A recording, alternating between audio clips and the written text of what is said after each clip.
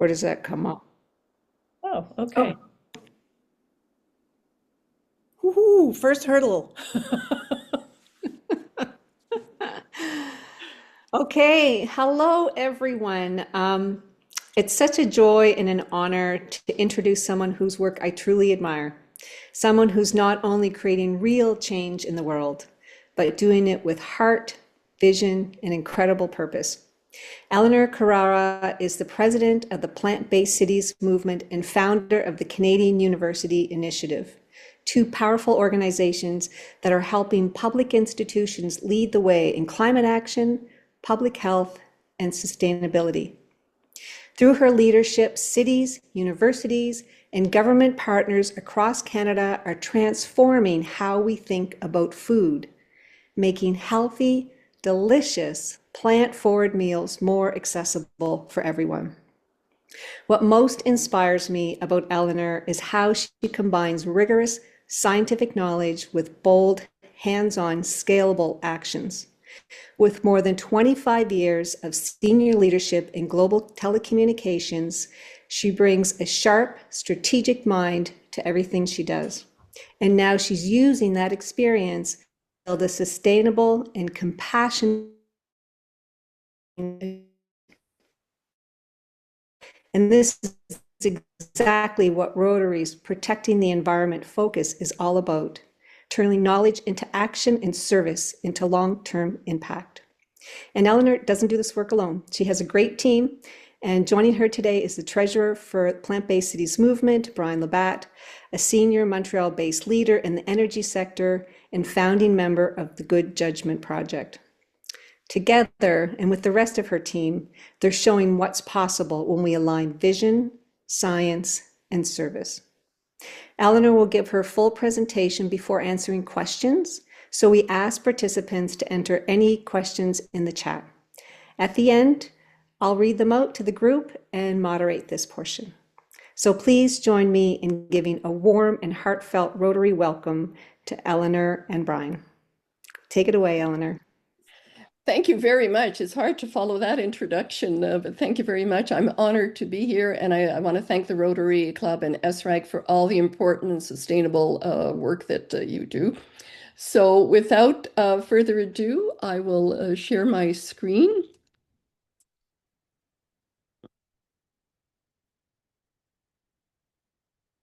There, that over.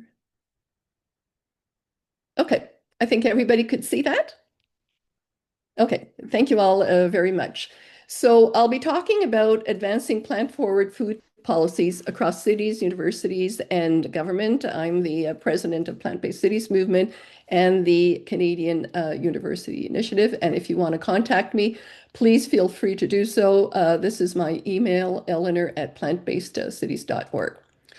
So I want to thank again the Rotary Club and SRAG for your leadership, your vision, and your commitment. We're similar organizations. Our goals are somewhat different, but they're quite similar. And as Margaret Mead once said, never doubt that a small group of thoughtful, committed citizens can change the world. Indeed, it's the only thing that ever has. So our environment is at risk, and there's a great importance in terms of moving towards a plant-based food system. First, I'll just talk about the Canada Food Guide. On the left here, we see that fruits and vegetables are about half the plate. In the bottom right quadrant, it's the grains, and in the top right quadrant, it's the proteins. And the food guide says to choose protein foods that come from plants more often. Similarly, here on the right, you see the planetary health diet. And again, dairy and meat are a very small portion of that plate. So I'm sure you've all heard that the Eat Lancet Commission just issued their report on October the 3rd to achieve planetary health diets for nearly 10 billion people by 2050. It's one of the three reports that was issued. And what it says is the transformation to healthy diets by 2050 will require substantial dietary shifts.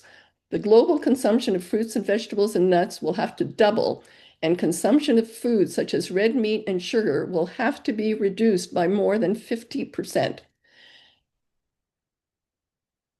So I just want to mention that the gold standard study that we use in terms of our presentation with respect to food system analysis is the study Reducing Food's Environmental Impacts Through Producers and Consumers, authored by Dr. Joseph Poor and Dr. Thomas Nemesek, and that was in 2018. It's the largest and most credible global study on food's environmental impacts. It has a massive scope. It analyzed 38,000 farms in 119 countries, plus 1,600 processors, packaging types, and retailers. It's a meta-analysis. It screened 1,530 studies and included 570 with strict life cycle assessment standards. It covers the full supply chain end to end, the land use, the farming, the feed, the processing, the transport, and the packaging. It has high variance but consistent ranking in that beef is the highest and plant-based foods the lowest. And it's widely cited. It forms the backbone of climate and food impact models worldwide. The environmental impacts of our current food system. So it accounts for 26% of global greenhouse gas emissions. And of that, 57% comes from meat and dairy, making them the largest contributor. It contributes 32% of global methane emissions. It's a greenhouse gas over 80 times more powerful than carbon dioxide over a 20-year period. 83% of our farmland is used to produce animal products, which deliver only 18% of our calories and 37% of our protein. So what you eat matters much more than where it comes from. Switching to plant-based diets could free up to 75% of agricultural land, reducing the land use from 4 billion hectares to 1 billion. And agriculture drives 60% of biodiversity loss globally, with livestock the dominant cause, mainly through the habitat conversion and deforestation. Now, you don't see many articles about that in the newspaper. The one that does carry frequent articles is the Guardian. These are just a few that I pulled out. That meat is a leading emission source, but few outlets report on it. And that's true. I mean, if you read any newspaper, it's rare that you're going to see this type of story. And why our broken food system remains a climate disaster, broiling the planet to stuff our faces. And then vegan diets massively cuts environmental damage. So we'll talk about land use, greenhouse gas emissions, and water next. Sorry, I'm just moving these up. The potential impact of diet change on land use. So we are currently using 4 billion hectares for our food system. Almost 3 billion of that is pasture land. And then cropland is almost 50-50 between animal feed and human feed. If we all moved over to a fully plant-based diet, we'd only use a quarter of that, 1 billion hectares. So that would be 76% less land for agriculture. And we have to feed the animals. They use up 33% of grains, 77% of global soybeans, and 40% of global cropland. And how many planets would we need if we all ate like New Zealand, for example? We would need 4. The US or Canada, 3. Germany, 2. India, half a planet. So plant-based diets have up to 50% lower carbon footprint than current average diets. So if this is the current diet, vegetarian diet would be a 30% less carbon footprint, a vegan diet, 50%. A plant-based burger has a 90% lower carbon footprint, and a soy drink and many of the other plant-based milk, about 70%. So farmed animals are responsible for 32% of global human-made methane emissions. And methane is 80 times stronger than carbon dioxide over 20 years. If livestock production was a country, it would rank first in terms of methane emissions. So you can see here the ruminants. And global water use. 3% of water on Earth is fresh water, and only 0.5% of that is usable. And 70% of the Earth's available fresh water is used for agriculture. and 20% of that is used for growing feed crops. So this is the chart. This comes from Poor and Nemesek. So I know everybody thinks it's important to buy local because that affects the transport, and it is important to buy local. But you can see here for beef production, these are the greenhouse gas emissions. And here is what they consist of. So land use change would be deforestation, draining wetlands, and pasture expansion, and that would be the green part. The farm part, which is the largest in almost all foods here, includes methane from cows, fertilizer use, and manure. And then you have the animal feed being the orange, then the processing, and then this little sliver is the transport. So if you really want to make a difference, it's changing the diet. That will have the biggest impact on this because as you go down this into other food types, it's very little. In terms of land use, the environmental footprints of dairy and plant-based milk. So this is land use, greenhouse gas emissions, fresh water use, and eutrophication. And eutrophication, hang on, I just can't see the bottom. It happens when too much fertilizer or waste washes into water, causing the algae to grow and oxygen to drop. So this is a study done by the City of Toronto in 2019, and they measured their community-wide based emissions. And I think many people would find it surprising that food was larger than transportation and other services, housing, and goods. And what the City of Toronto proposes is to move the city procurement towards more plant-based foods. We'll talk a little bit about biodiversity. So our global food system is the primary driver of biodiversity loss. This is the UN environmental program. It was a press release in 2021. And global dietary patterns need to move more towards plant-heavy diets, mainly due to the disproportionate impact of animal agriculture on biodiversity, land use, and the environment. This is another report, the Food Foundation, The Nature and Biodiversity Cost of Our Diet, a Recipe for Extinction. And as everyone knows, there's a lot of deforestation going on in the Amazon, primarily for beef and for soy grown to feed farmed animals across the world. 70% of deforested land is converted into pasture. And this is where we're at today as a result of all of this. So we see that 58% of the world's biomass is livestock, 36% is humans, and only 6% are wild mammals. And 86% of species at risk of extinction are currently threatened by agriculture.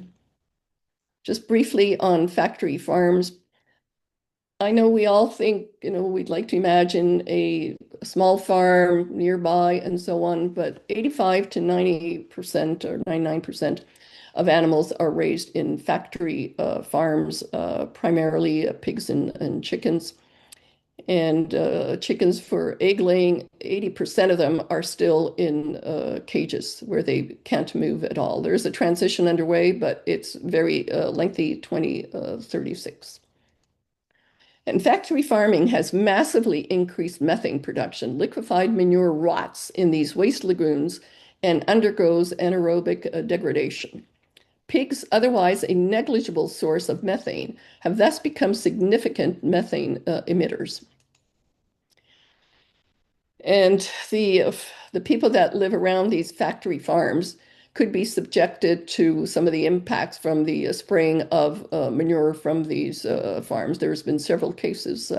This one here is North Carolina. So just quickly, I'm not a scientist, but this is the global warming impact of these three gas emissions, greenhouse gas emissions, starting with carbon dioxide as the baseline. So methane, we spoke a little bit about, is 27 to 30 times stronger than carbon dioxide, but that's over 100 years. But it's a short-lived gas, So it's 81.2 times over 20 years.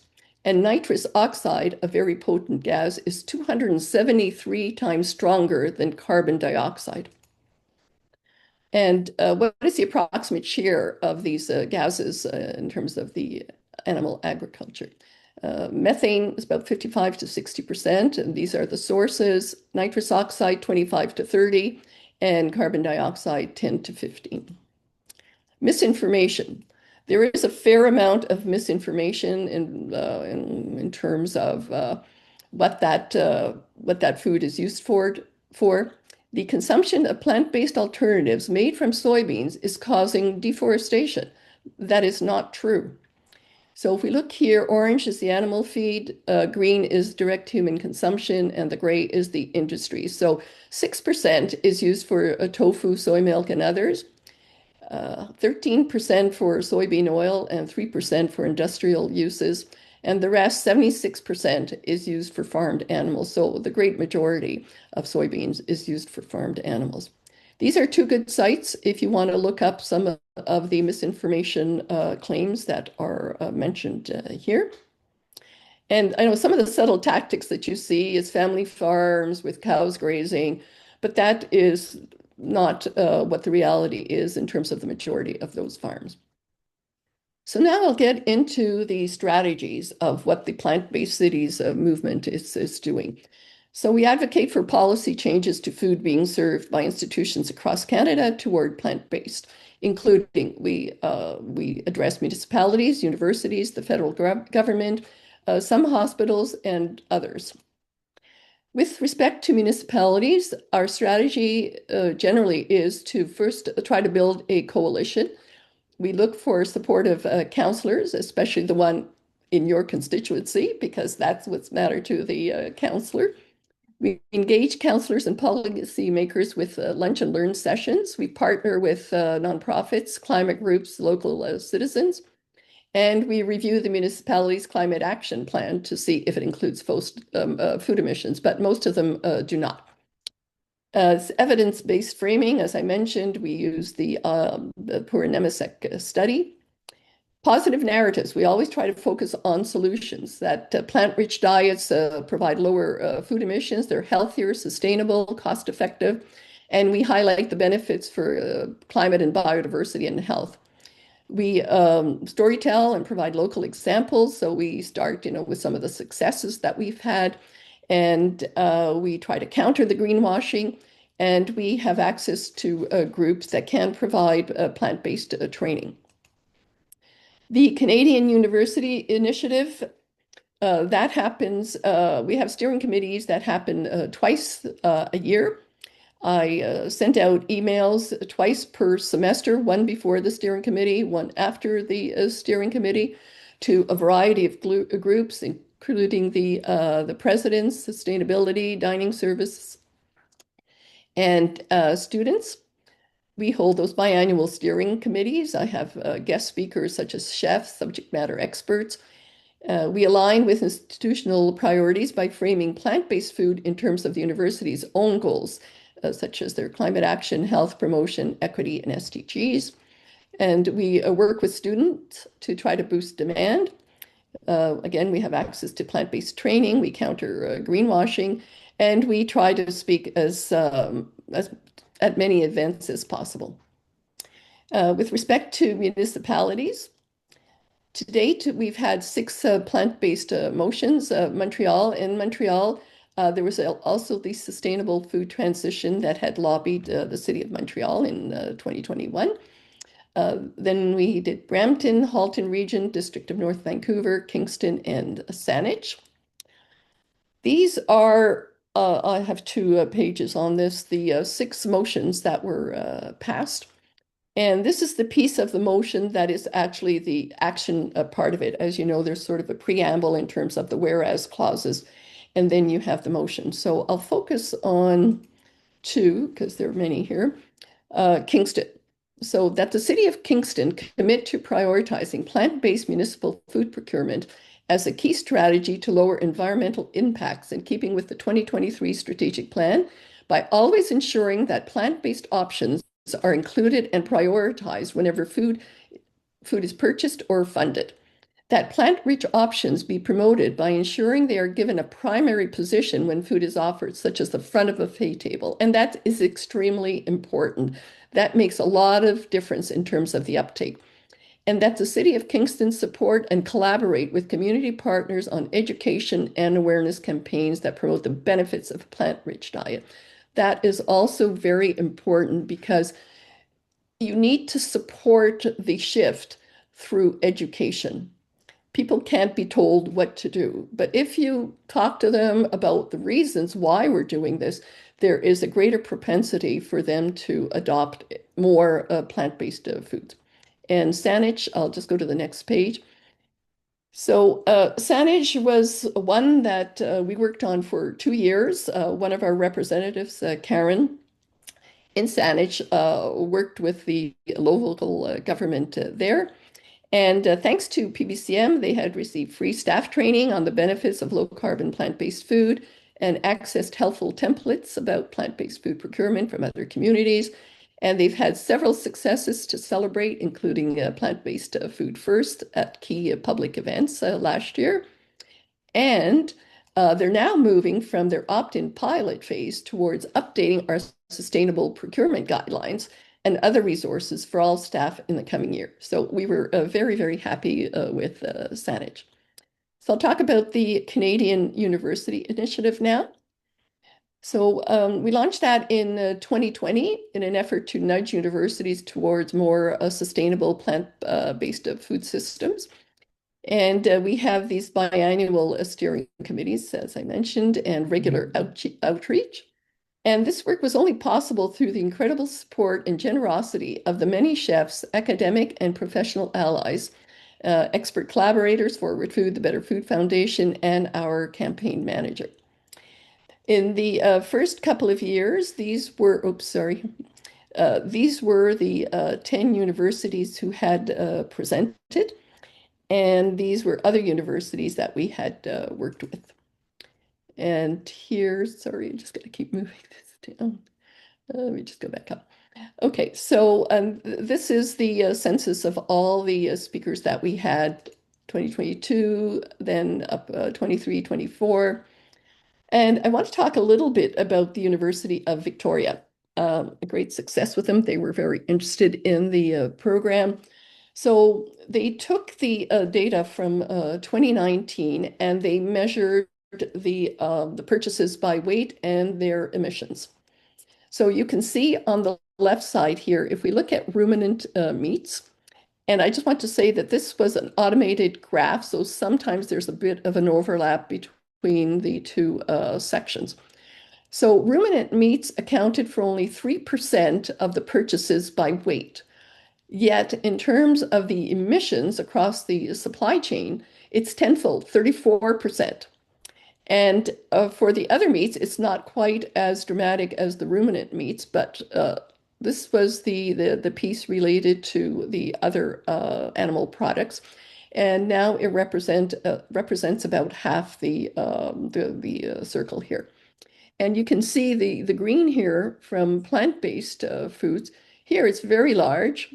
And of course, you've got the sugars and the oils here, but it's still significantly large. And yet, with respect to greenhouse gas emissions, it's very tiny. These are some of the actions that they took at the University of Victoria. They prioritized plant-based proteins, listing those options first on all menus. They replaced beef and pork, poultry, and dairy. They reduced it by 50%. They eliminated all lamb products from their menus because it had one of the highest carbon footprints in the protein sector. Elimination of beef chili. They only serve vegan chili throughout. And the introduction of the 50-50 plant-based and animal-based burger.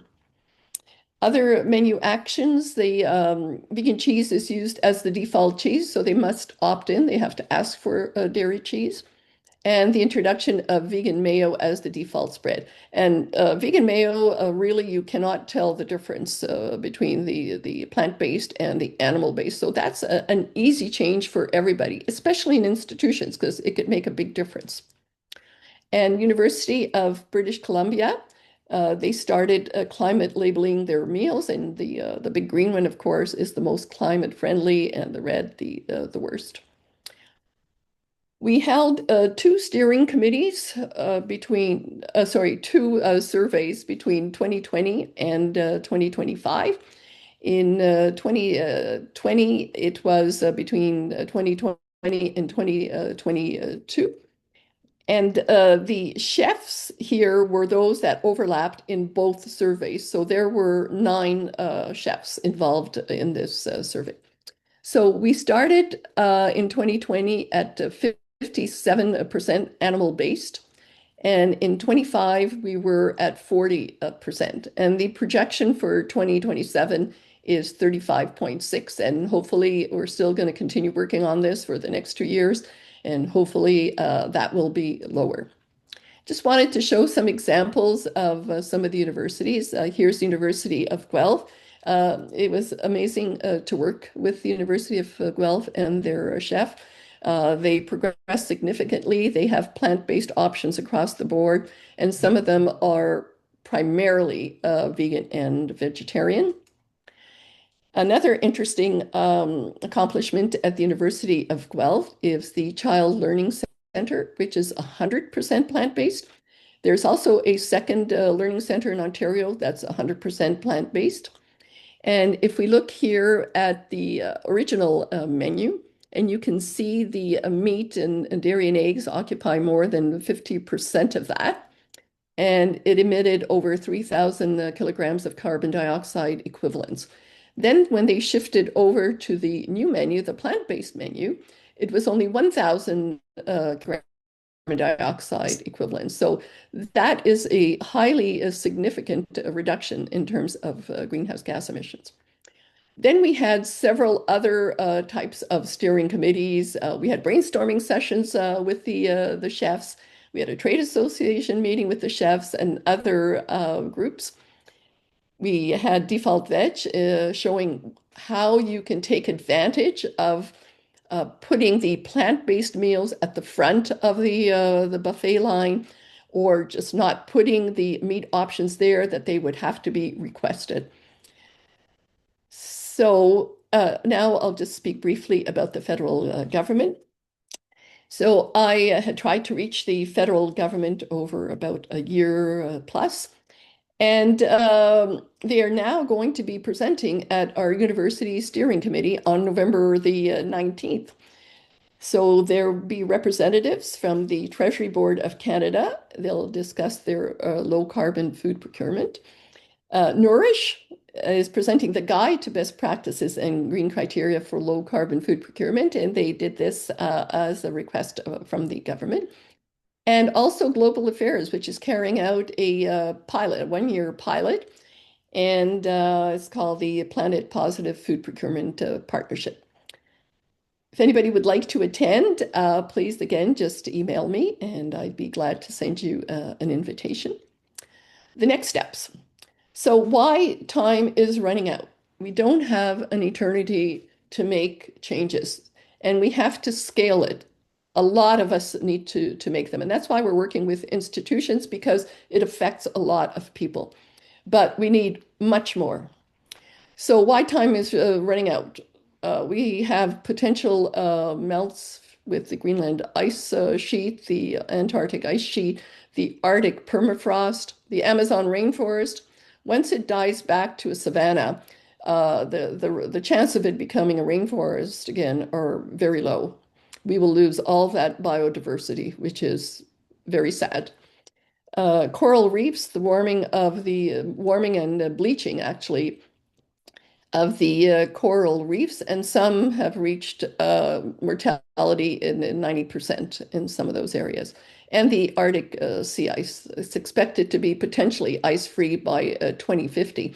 And the other effect is that the ocean is, because it's dark, it absorbs even more heat instead of reflecting it. So these are just some graphs of where we could be in these years. So in 2050, if we continue the way we are, if you look at the coastlines here, we'd have probably about 20 centimeters underwater. by 2100, that would probably be closer to 200 centimeters. And in 2300, we could be at 1500 centimeters. So our challenges, we need to expand faster. We have to extend further and we have to strengthen our collective impact. And that's, as I mentioned, very, very important. Dietary shifts and rewilding reforestation need to accelerate. Currently, we're 10 volunteers and one staff member. More institutions need to be addressed, both in the private and public sector. And financial support is needed. We are a charitable organization, so we do offer tax deductible receipts to strengthen our national capacity and programs. So I want to thank again the Rotary Club and SRAG for your leadership, your vision, and commitment to a sustainable future. And what is our future? I think it's a question mark. And this is the quote from Barack Obama at COP 21 in 2015. So we are the first generation to feel the effects of climate change and the last generation who can do something about it. So time is very important and spreading this is very important. So that's the end of the presentation. I want to thank the Rotary Club SRAG for inviting me here today. I'd like to thank our audience, our contributors and supporters.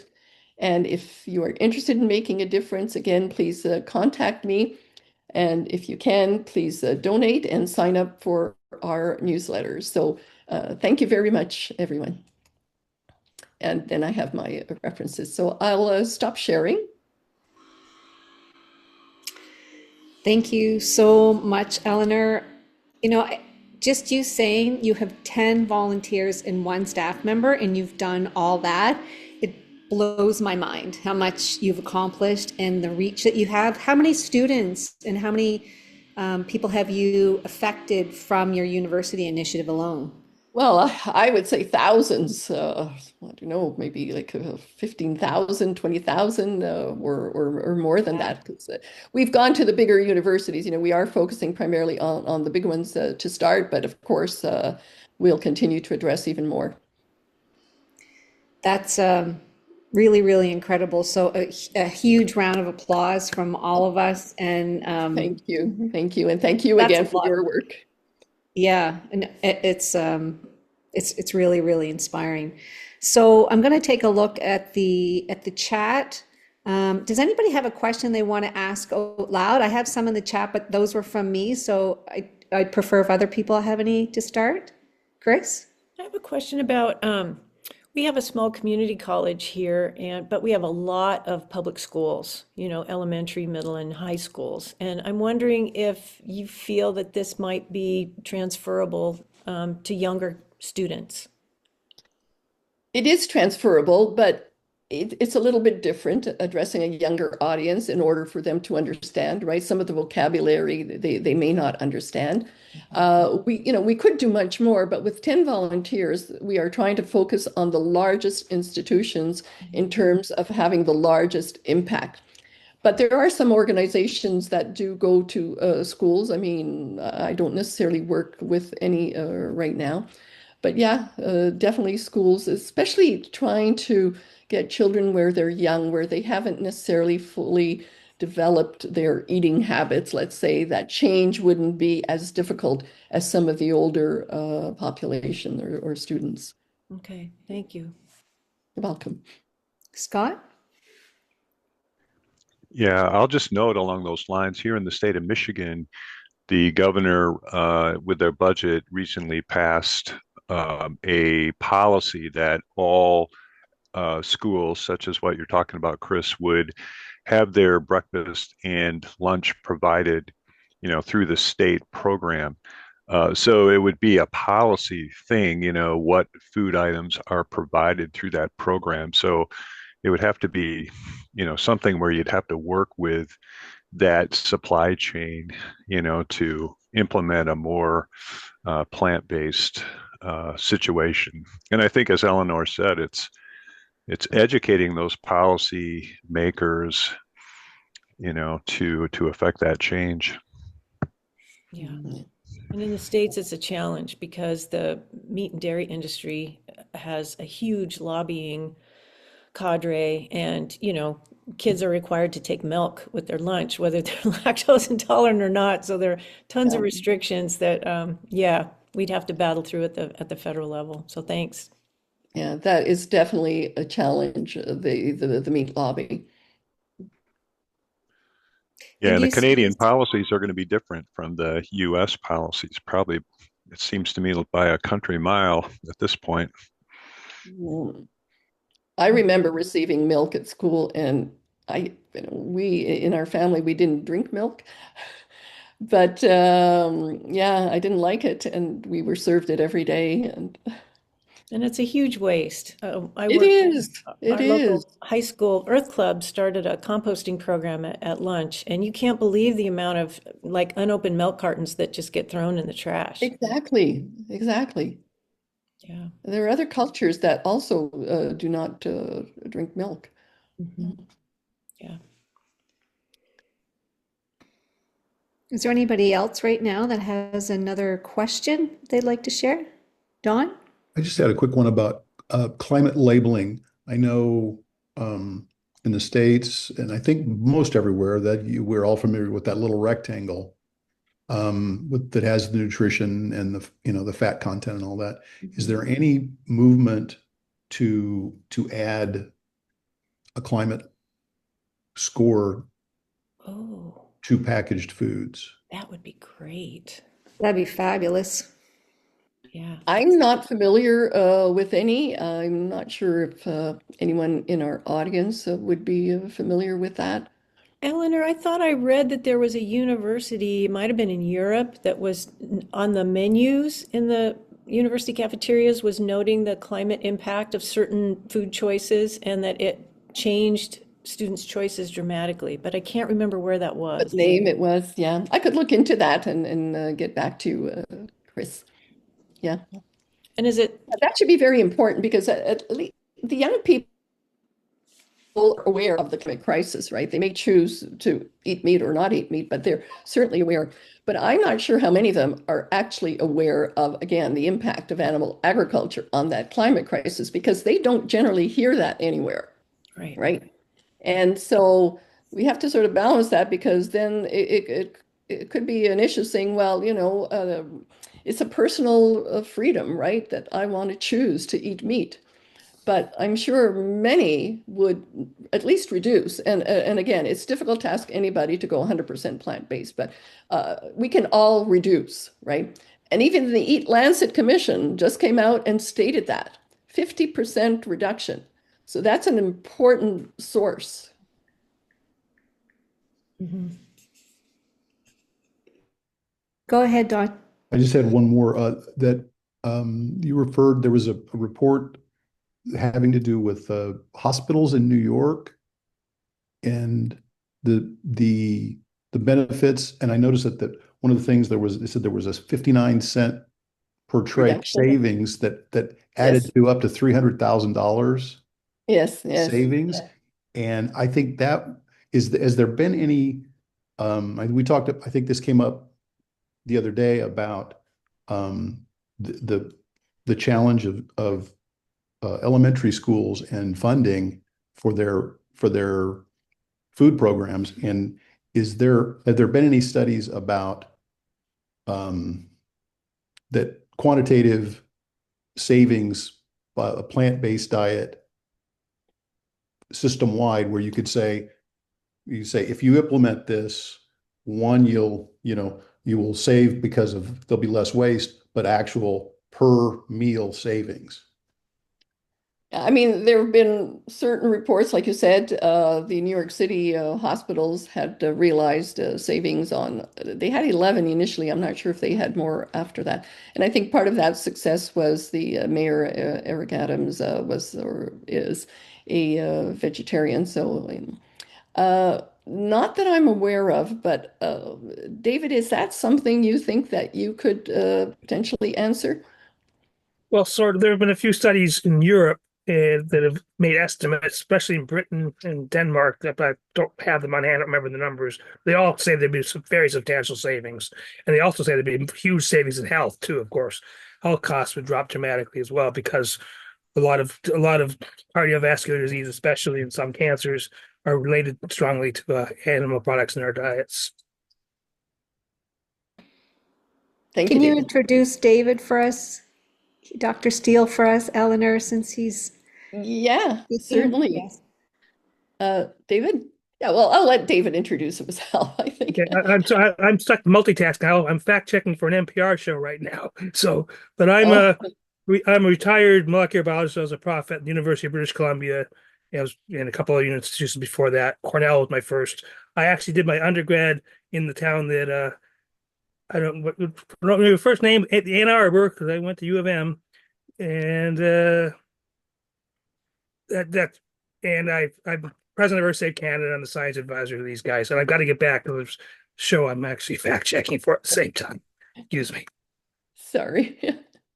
Thank you, David. Don, I don't know if you saw Thomas Hall's put a link to sustainable eating is cheaper and healthier. It's an Oxford study. It's in the chat. Oh, excellent. Yeah, thank you, Thomas. Does he want to speak to that?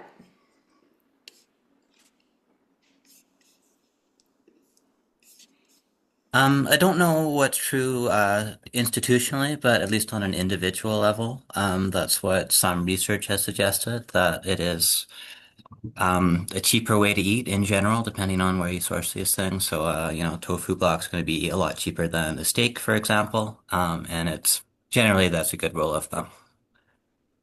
And like you say, a lot healthier as Yeah. well.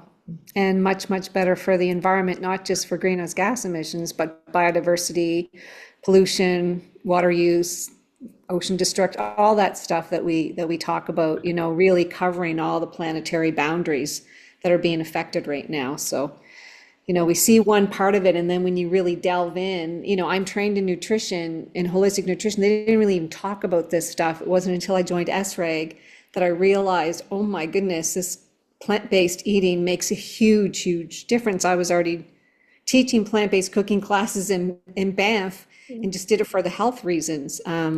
But this just elevates it to a whole nother level, and it makes sense. We're nature, nature's us. What's good for us is good for nature. So, Eleanor, this initiative is just so powerful, and we're also getting our young people who are our leaders coming in up to embrace this way of thinking and change the cultural narrative of that it has to be animal protein to be protein, because we know there's protein in everything. So, and about sustainability of our home, is it worth that burger to kill the planet? I don't think so, because we're going to die anyway. So it's not really in our most common sense interest to do that, even if it's tasty. But yeah, and I also wanted to, does anybody else have a question before I asked more? No? Okay. So I was just curious as to oh, Scott did. Okay, Scott, do you have a question? No, just a quick comment. I flooded the zone early on with the information from the city of Ann Arbor and its A20 plan and the advocacy of various groups. So I don't know if Eleanor could evaluate the A20 and see if we fit into a plant-based city definition. But it's we're pretty progressive down here. So that's not really a question other than, hey, can you tell us whether we're doing the right thing? Well, absolutely. And I'm trying to recall, but I think there was another group in the US that had worked in Michigan to go more plant-based. So I'm not sure if you had heard anything about that. Well, we have Veg Michigan, and they put on a Veg Fest in our neighboring town that's adjoined with Ann Arbor over in Ypsilanti just a couple of weeks ago. It was a pretty remarkable event. They took over a whole parking lot and had a little outdoor theater, and the strongman on Game Changers happened to show up to the event, and he gave gave a presentation. So Veg Michigan is one of the biggest organizations of its kind. And the city of Ann Arbor actually contracts with Veg Michigan to increase plant-based options in restaurants, and they go into churches and give their presentation where they're doing like a solar project, but then they give a presentation to the congregants on the value of plant-based eating and produce a plant-based meal at the same time. So uh, there's there's a lot of things going on. I'm currently building a vegan kitchen in Ann Arbor, uh, and it's going to be a resource to the community. We learned recently that the housing authority is giving points if the housing unit puts on a cooking class for its residents or sponsors one. And so the Washtenaw Optimal Wellness Group, we're talking about how we can use our brand new vegan kitchen as a venue for the city where, it could be they could kick in some dollars to put on these cooking, a couple of other points that are going on down here. Wow, it's pretty progressive. Yeah. That's awesome, Go for it, Scott. Dawn. And Scott's also doing a whole Diabetes Undone program that Brenda Davis has organized, and he's done a lot of really great work in his community. Yeah. The thing is, we have some, well, several grassroots organizations, and they're doing sort of the bottom up, let's say, but we don't really have the government kind of doing anything. They did obviously come out with the new food guide, and they do suggest using or eating more plant-based foods in the protein sector. But there isn't any sort of widespread communications, commercials, advertisements, and so on. And that's what we need because we're an insufficient amount of groups to try to spread this message. But anyway, like I said, we're working with the students now across Canada uh, to try to push that demand up. And I don't know, but it's too slow. We need to get a larger scale in terms of adopting more plant-based meals. So that is the challenge. So, Eleanor, I'll just interject. I wrote a position paper inspired by SRAG, and it talks about putting together all of the, initiatives globally as a coalition to do just what you're talking about, create a global education framework that would have, a global impact. And so, thinking big. Yeah, and it has to be embraced by the government. I mean, Denmark is a, good example where the Proveg has been working with the Danish government, so it's more publicized than here in Canada. I mean, they made the effort with the new food guide, but it's not really operationalized. It's out there, but if you ask many people, I'm sure most of them wouldn't be able to say specifically how is that food guide divided. So there isn't enough education, as you said, and schools. I mean, it needs to start earlier. We work primarily with universities, but it should start at the grade schools, the high schools, and talk about the importance for them and for the environment Mhm. of why they should go more plant-based. Yeah. And so, along those lines, Eleanor, because I know we're running out of time here, what kind of partnerships and support do you see Rotary being able to offer to help continue? And sorry, there's a big mower going by me, to offer to help continue and elevate these key issues, and because I mean you're doing this with very little money, obviously, if it's 10 volunteers and one staff member. And what do you see your needs are in your organizations that Rotary can partner with to help you take this even further? Well, obviously, organizations like Rotary, SRAG, can communicate it to a larger audience, right? And to sort of provide these types of statistics to them as to why we're asking for this. And, I would requote that quote from Obama because there are tipping points, right? So, and I believe that's why he said that we are the last generation that can do something about it. Because beyond that, once the ice starts melting, and I'm not a scientist, I mean, David is our scientist here. Once the ice starts melting, we can't bring it back, you know? So we have to do things now very actively and at a large scale and publicize it everywhere. And I can present to other groups if you like, and it's good if we have a scientist there at all times, right? To try to educate as to why this is so important.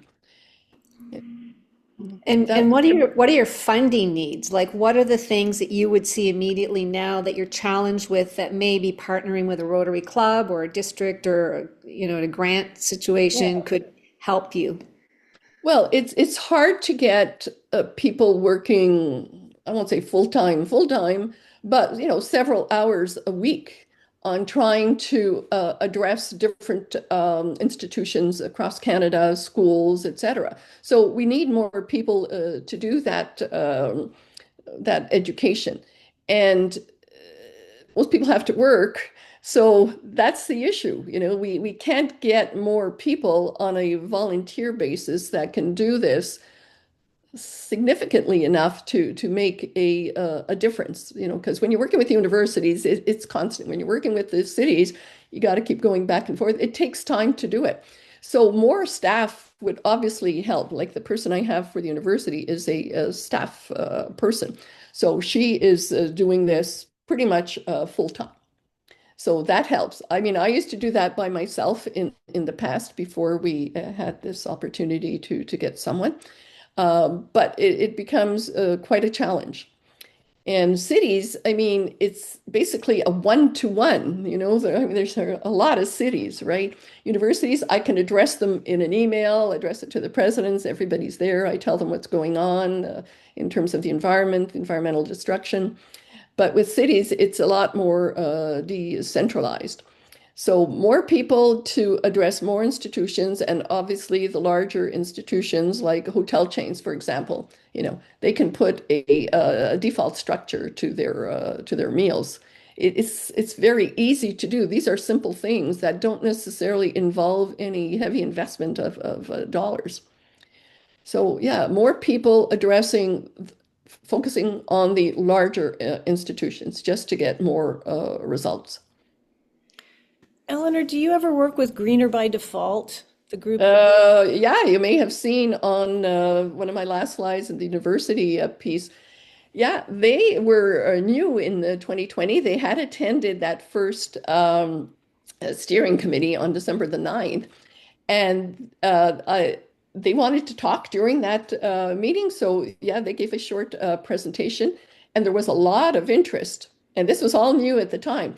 So, that January meeting that I had shown at the end there, they had a training session with several of the universities there. So, that sort of, was an enlightenment for everybody.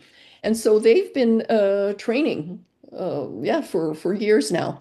We've worked closely with them, but there's default veg, there's greener by default. So now it's primarily greener by default that holds the monthly meetings, and we work with them. Great. So for those of you who don't know what that is, they work with larger institutions to help them convert their menus to be more plant forward. Yes, yes.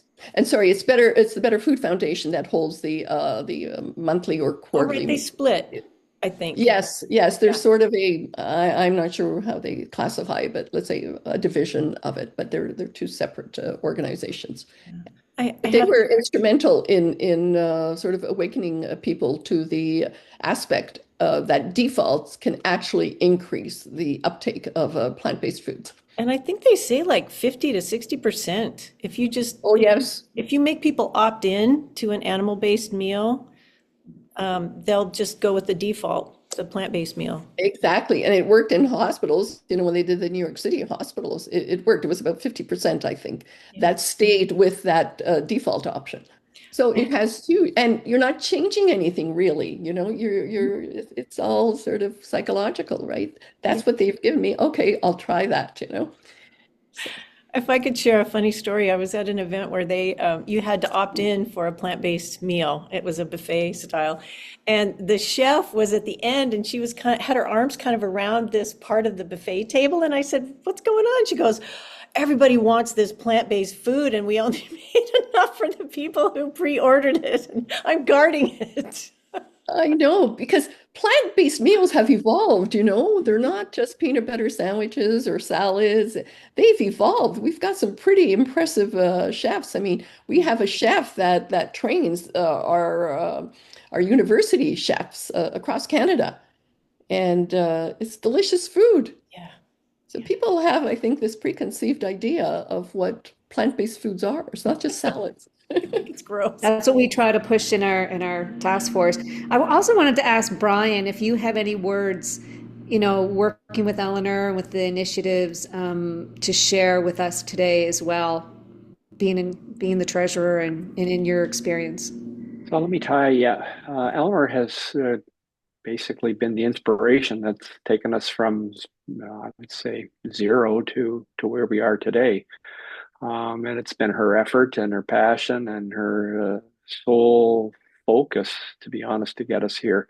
And building upon your earlier question and what she said, we're growing, and so if we can, I saw the comment from Thomas about leveraging somebody with money. We're now a charitable organization, so that is a step change for us. So if we can leverage that status together with obtaining donations and/or fiscal support, will allow us to go exponentially further. So that would be, I think, our that will be our goal in 2026. And if we can leverage either people that would say, members within your organization that can say, yeah, I really believe in it, and I'm also busy, but if you would donate, and I think we would be able to make really good use of that money and build on Eleanor's leadership to take us to an even higher level. And that's how I would put all of what I've heard over the last hour together. That's excellent. Thank you. So maybe what we need to do is connect you with people that are specialists in applying for Rotary, Absolutely. grants and support, because they do have very specific requirements for all that. And being a nonprofit, you already meet one of the most important ones. So That would be fabulous. yeah. Okay. Well, that's something to put on the agenda. Anybody else have any closing comments before we go? This has been just fabulous. Thank you. And we just need to scale up faster. Yeah, just do it faster. More, and again, institutions, I think, are a good key. Going to all the elementary schools is very fragmented. We don't have enough people to be able to do that. But if we go to the larger institutions that serve thousands of meals a day, that would be sort of the way to go. And then that needs to be supplemented by education. And There's a lot of misinformation out there. exactly. That's what we have to be very careful of. Yeah. Okay, is that a wrap then? Are we good? We're right at the top of the Very hour, good like job. perfect timing. I just can't thank you enough, Brian, Eleanor, Dr. Steele, and everybody for coming today. And this is just great, been just fabulous, and just such wonderful information and data, and really successful initiatives that are very powerful. It's so impressive. So thank you again. Well, thank you so much for inviting us and helping us spread the message. I mean, we really admire you, Dawn. I mean, for the years that we've known you and all the good work that you've been doing and the organization has been doing. So thank you all very much. And thank you very, very much for inviting us. Thanks again. Yeah. Have a Thanks, great day, everybody. everyone. Bye. Yeah.